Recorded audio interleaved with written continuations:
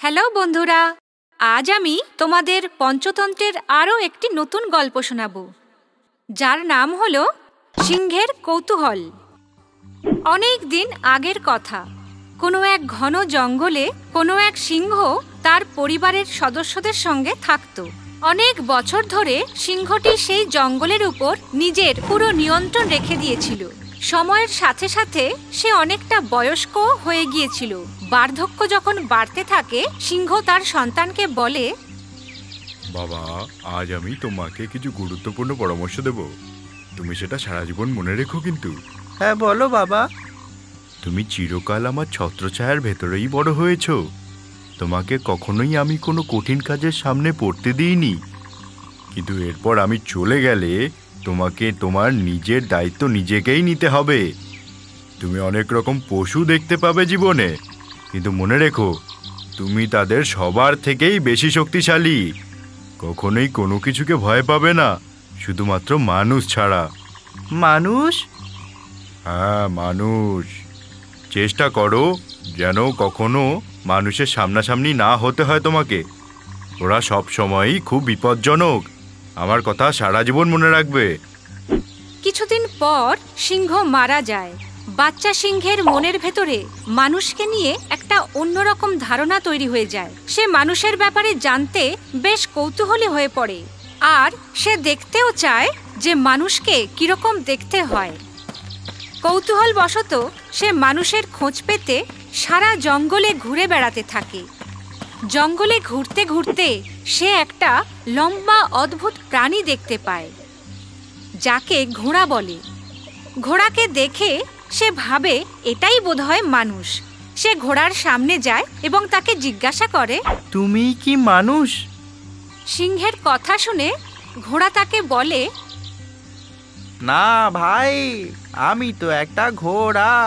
মানুষ তো খুবই বুদ্ধিমান হয়, তারা তো আমার পিঠে চড়ে ঘুরে বেড়ায়।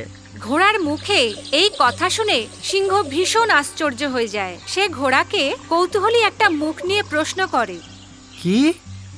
মানুষ তোমার পিঠে চড়ে ঘোরে? তা নয় তো কি? ঘোড়ার কথা শোনার পর সিংহ অন্যদিকে এগোতে থাকে। সে মনে মনে ভাবে, নিশ্চয়ই মানুষ খুবই শক্তিশালী এক প্রাণী। কিছু দূর যাওয়ার পরে সে সামনে একটা উট দেখতে পায়।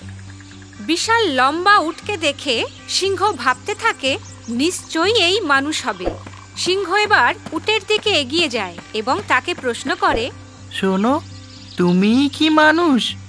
উট প্রথমে সিংহকে সামনে দেখে প্রচন্ড রকম ঘাবড়ে যায়, কিন্তু সিংহের প্রশ্ন শোনার পর সে সিংহকে জবাবে বলে, না না, আমি তো একটা উট। তুমি কি কখনো মানুষ দেখেছো? হ্যাঁ, দেখেছি তো। ওরা তো ভীষণই বুদ্ধিমান হয়। ওরা আমাকে ওদের কাজের জন্য ব্যবহার করে, আর আমার পিঠে নানা রকম ওজন চাপিয়ে একটা জায়গা থেকে আরেকটা জায়গায় আমায় নিয়ে যায়। সিংহ মনে মনে ভাবতে থাকে, এই উটটা কত লম্বা, তা সত্ত্বেও মানুষ একে দিয়ে তাদের নিজের কাজ করিয়ে নেয়। তার মানে মানুষ তো প্রচণ্ডই বড় আর শক্তিশালী হবে। এরপর আরো কিছু দূর যাওয়ার পর সিংহ দেখতে পায় সামনে দুটো বড় বড় দাঁতওয়ালা এক বিশাল আকারের জন্তু। সেটি ছিল একটি হাতি। হাতিকে দেখে সে ভীষণই আত্মবিশ্বাসের সাথে ভাবে যে এটা নিশ্চয়ই মানুষ। হাতির সামনে এসে সিংহ বলে, তুমি কি মানুষ? সিংহের এই প্রশ্ন শুনে হাতি প্রথমে খুবই হাসে এবং তারপর তাকে উত্তর দেয়, আমি তো শুধু একটা হাতি। মানুষ তো প্রচন্ড চালাক চতুর হয়। ওরা আমাকে সার্কাসের ডান্ডা দিয়ে ভয় দেখিয়ে নাচতে বাধ্য করে। কি বললে তুমি? মানুষ তোমাকে ভয় দেখিয়ে সার্কাসে নাচায়? হ্যাঁ। হাতির কথা শুনে সিংহের পুরোপুরি বিশ্বাস হয়ে যায় যে মানুষ সত্যি সবচেয়ে বিপজ্জনক। সিংহ ঘুরতে ঘুরতে জঙ্গলের শেষ প্রান্তে পৌঁছে যায়, যেখানে সে একজন লোককে দেখতে পায়। লোকটা ছেনি হাতুড়ি দিয়ে কাঠ কাটছিল। সিংহ তাকে দেখে বুঝতে পারছিল না যে সে কে। সে সেই লোকটার কাছে যায় এবং তাকে প্রশ্ন করে, তুমি কি কখনো মানুষ দেখেছো? এতে আবার দেখার মতো কি আছে, আমি নিজেই একটা মানুষ। লোকটাকে দেখে সিংহের কিছুতেই বিশ্বাস হয় না যে তার কল্পনা এবং মানুষের মধ্যে এতটা তফাৎ থাকতে পারে। লোকটার কথা শুনে সিংহ হাসতে হাসতে তাকে বলে, তুমি নাকি মানুষ? আমি ভেবেছিলাম মানুষ কত শক্তিশালী আর বিপজ্জনক। আমি তোমাকে তো এক্ষুনি মেরে ফেলতে পারি। সিংহকে নিজের দিকে এগোতে দেখে লোকটা সাথে সাথেই বুদ্ধি করে বলল, দাঁড়াও, তোমার যদি মনে হয় তুমি আমার থেকে বেশি শক্তিশালী, তাহলে এই কাঠ থেকে ছেনিটা বের করে দেখাও। এটা আবার কি এমন বড় কাজ? সিংহ তার একটা হাত কাঠের ভেতরে ঢোকায় আর আরেকটা হাত দিয়ে ছেনিটাকে বার করে দেয়। যেই সে ছেনিটাকে বার করে দেয়, কাঠের মুখ পুরোপুরি বন্ধ হয়ে যায়, কিন্তু সিংহের হাত সেই কাঠের ভেতরে ফেঁসে যায়। সিংহ জোরে জোরে চিৎকার করতে থাকে, মরে গেলাম, বাঁচাও আমাকে।